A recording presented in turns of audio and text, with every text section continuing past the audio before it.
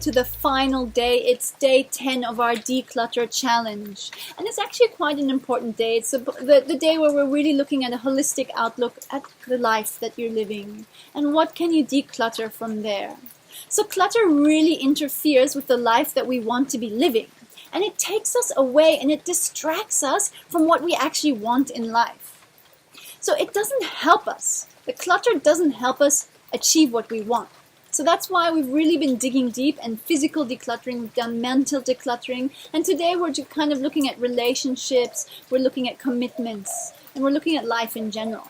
So it's really important to clarify what is important for you in your life. What are your values? So I want you to journal a little bit about this, and today is really about journaling and then taking action at the end. So I want you to know what are your values, because this allows every decision you make can be reflected upon your values. So for me, I really value community and friendships. So every decision I make, I can ask myself, does this nurture the community that I want to build? Does this allow me to grow a community? And that will then affect the yes or no decision that I have to make. So here are a few things that I want you to journal about today. What kind of person do you want to be? How do you want people to feel when they interact with you? How do you want your clients to feel when they work with you? These are really important things to journal about. Secondly, what kind of relationships most nurture you? And I'm not only talking about love relationships here, I'm also talking about friendships and interactions in general. And how do you want them to nurture you? So it's important to try and understand how other people can help you as well, not only you helping other people. And thirdly, what do you want to accomplish in life? And I'm not talking necessarily about like big 50-year goals or 30-year goals or 20-year goals. Personally, I find that very difficult to visualize and say, oh yeah, when I'm 50, I want to, have this and this. I don't know that yet. I'm still figuring it out. So I have smaller goals. So like for this year, I have a big website launching. The platform is called Photo Force. It's a membership site for stock photos. And this is my goal this year, to fully launch this in my full capacity and to have people join and enjoy the platform. I have another goal where I want to start running retreats for women, to empower them to able to understand that everything they dream of is 100% accurate and can be achieved. So that's my goals. And they're shorter term goals. They're there for this year.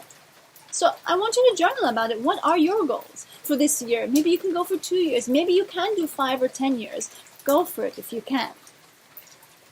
And then we're going to start looking at what routines in your life don't work for you. And maybe you've got kids that you have to wake up really early and you have to bring them to school, and actually it doesn't work for you. So let's see, what ways can you change that to make it work for you better? Maybe you really hate having to do the dishes every day after dinner.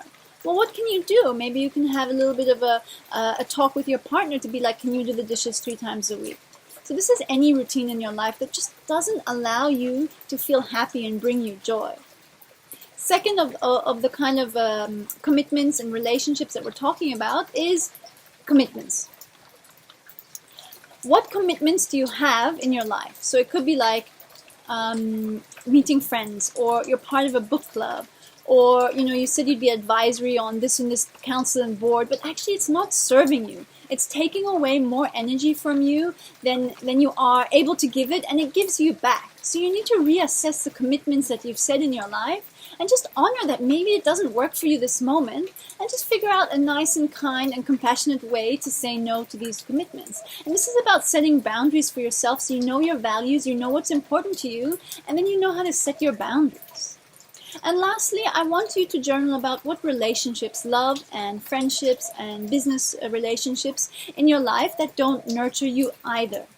And how can you change that into a more positive, nurturing, supportive relationship?